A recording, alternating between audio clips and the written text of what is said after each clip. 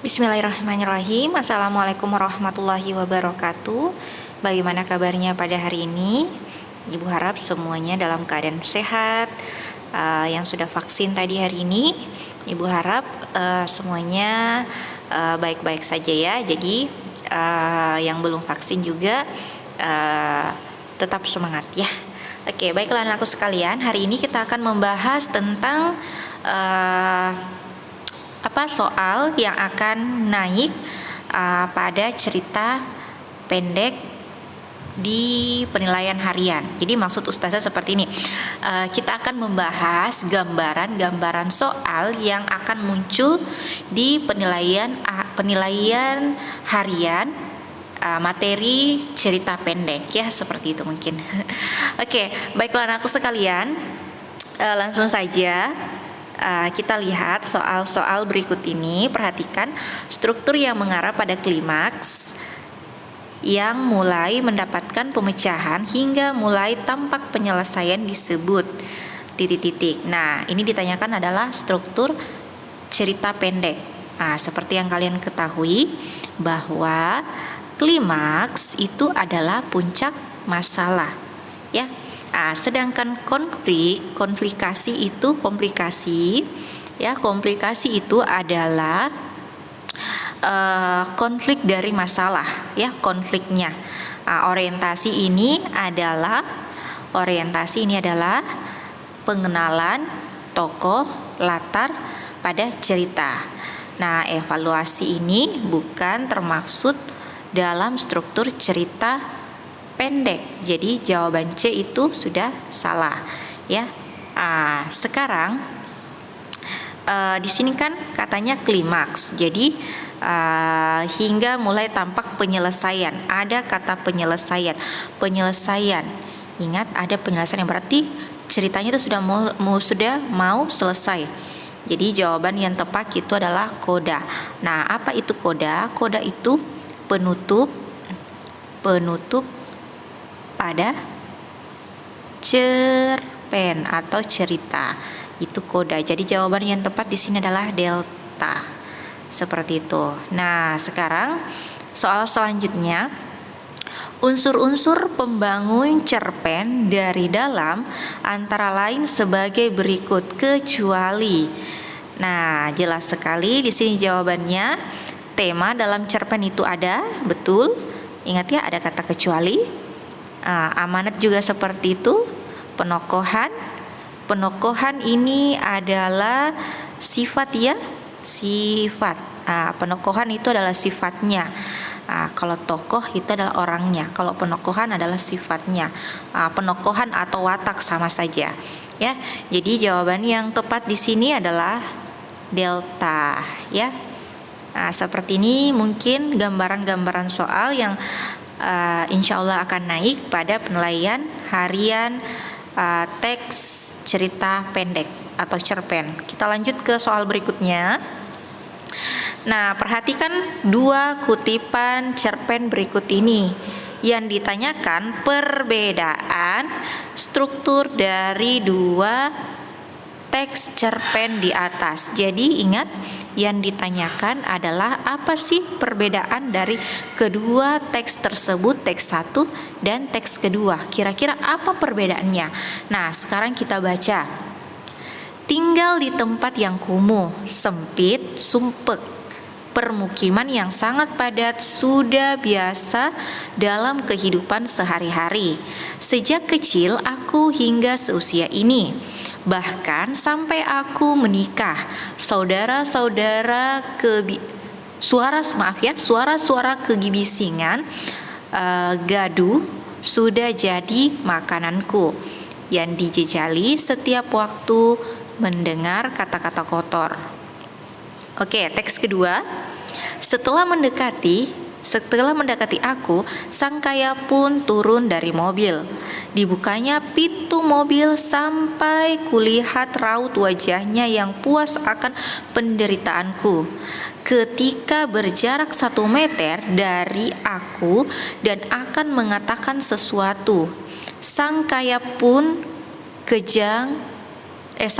mulai terhayu. Ia gontai. CO2 yang ia hirup dari mobilnya sendiri membuat sesak. Sang kaya kejang-kejang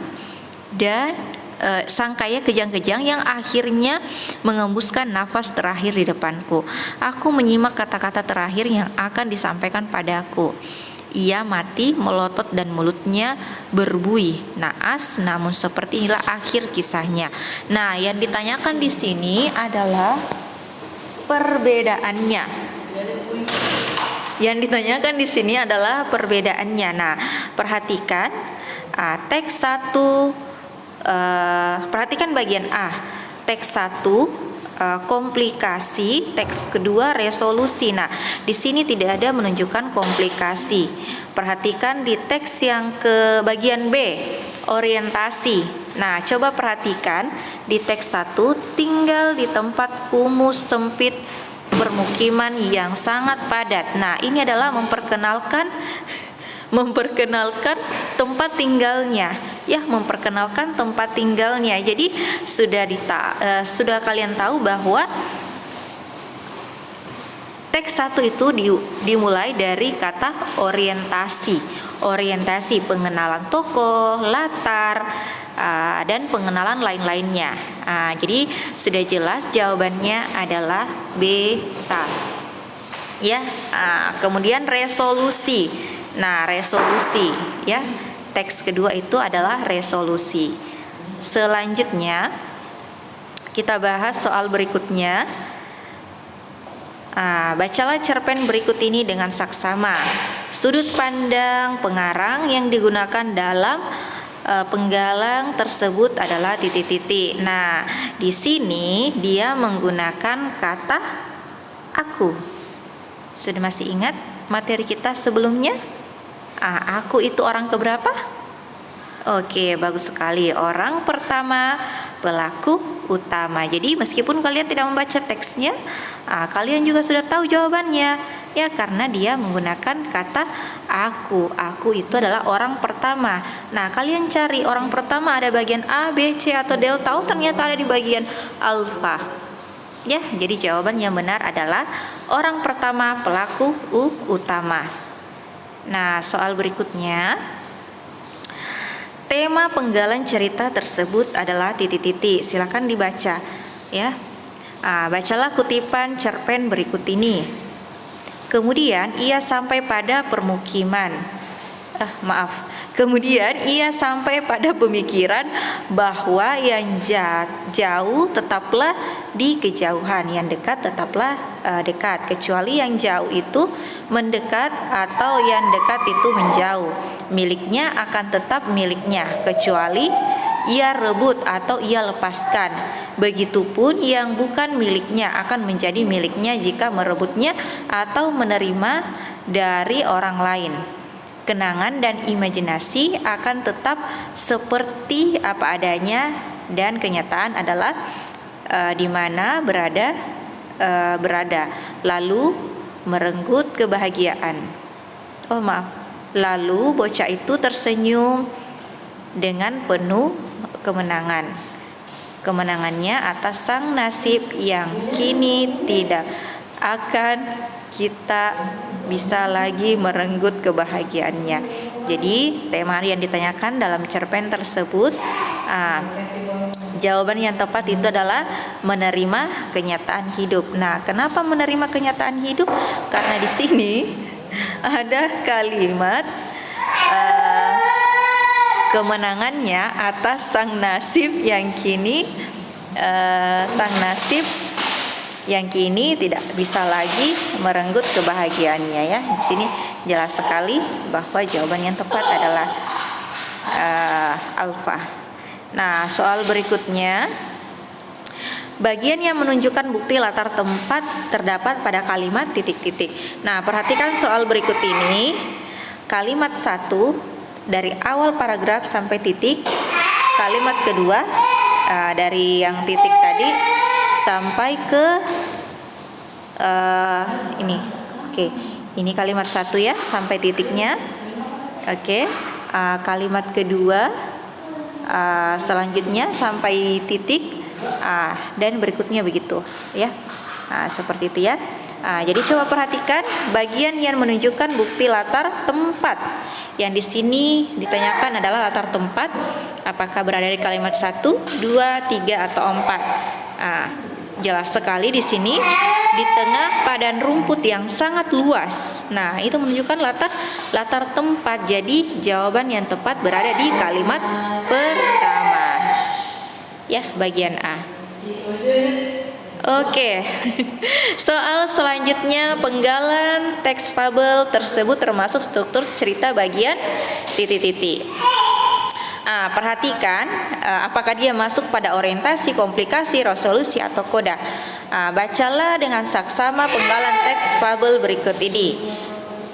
Suatu ketika terdapat 3 ikan yang hidup di sebuah kolam. Di sore itu beberapa nelayan kolam tersebut melihat ikan-ikan.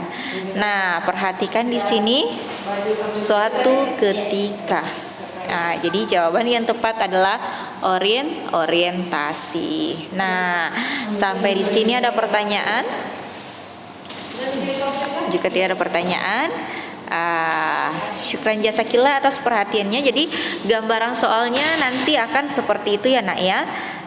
Kita akan atau ustazah akan ibu ya akan memberikan sebuah cerpen atau cerita pendek. Kemudian setelah itu kalian akan menganalisis apakah dia masuk pada bagian struktur orientasi, komplikasi, atau resolusi ya.